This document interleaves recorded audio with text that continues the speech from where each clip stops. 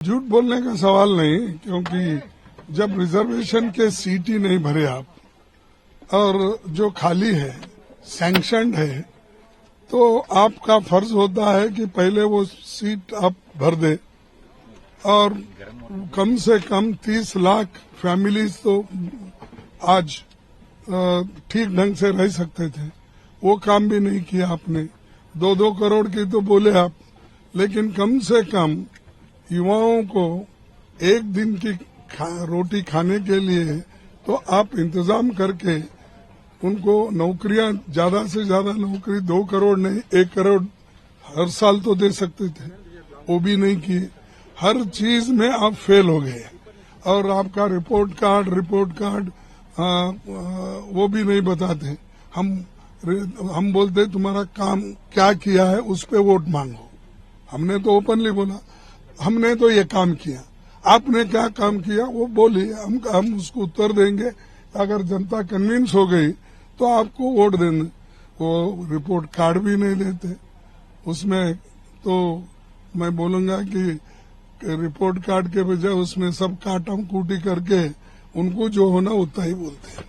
लेकिन आप लोगों को कहते हैं कि आप लोग अपीजमेंट पॉलिटिक्स कर रहे हो। जो कुछ हो रहा है रायबरेली के अंदर भी जो पैसे लगाए गए वो 70% उन लोगों के लगाए गए जो माइनॉरिटीज के लोग थे यहाँ पे के बाद। ये सब गलत है, ये ऐसी चीजें नहीं बोल। एमपी फंड क्या रहता 5 करोड़ रुपए, अरे 16 लाख करोड़ रुपए तुम अमीरों का माफ कर रहे हो।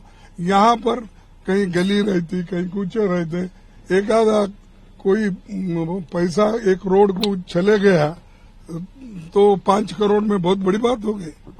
तो ये सब झूठ बोलते हैं, ये ऐसा नहीं हुआ। उन सबको मैडम सोनिया गांधी जी सबके लिए ख्याल रखती है, इनके जैसा नहीं, और तोड़फोड़ की राजनीति नहीं करती है।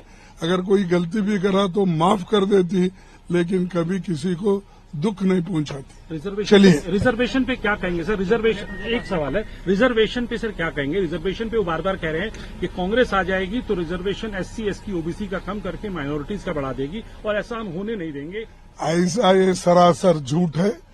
ये और एक झूठ बोला, जिंदगी में तो झूठ बोलते ही आए गए, ये एक एडिशनल झूठ है, तो इसको कोई महत्व मत दो आप। हम तो रिजर्वेशन के लिए लड़ रहे हैं, संविधान बचाने की बात कर रहे हैं। तुम तो संविधान को खत्म करने की बात कर रहे हैं।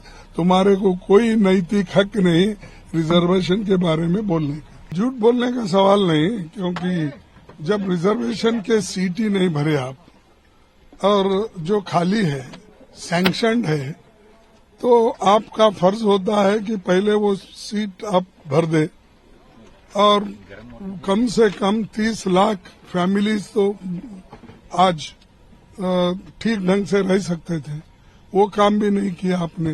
2-2 करोड़ की तो बोले आप, लेकिन कम से कम युवाओं को एक दिन की रोटी खाने के लिए तो आप इंतजाम करके उनको नौकरियां, ज्यादा से ज्यादा नौकरी 2 करोड़ नहीं 1 करोड़ हर साल तो दे सकते थे, वो भी नहीं किए।